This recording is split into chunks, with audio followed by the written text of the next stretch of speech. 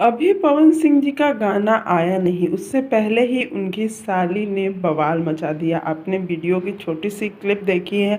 आखिर उनकी साली ने किस गाने पे बवाल मचाया है, पूरा वीडियो देखें। और वीडियो आपको अच्छा लगे तो लाइक शेयर कमेंट किए बिना बिल्कुल ना जाए, और हमारे चैनल को भी सब्सक्राइब कर दें भोजपुरी के ऐसे ही तमाम न्यूज़ को पाने के लिए। चलिए खबर पे बात करते हैं।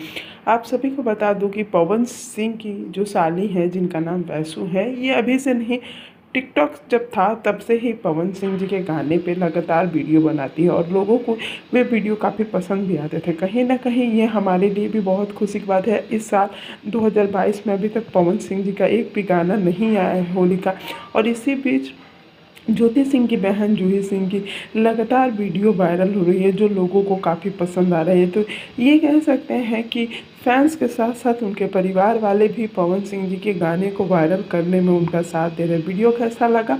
और वैष्णो जी को अगर आपने अभी तक इंस्टाग्राम पे फॉलो नहीं किया है तो ज़रूर जाकर फॉलो करें। ऐसी ऐसी वीडियो आपको देखने को मिलेंगी।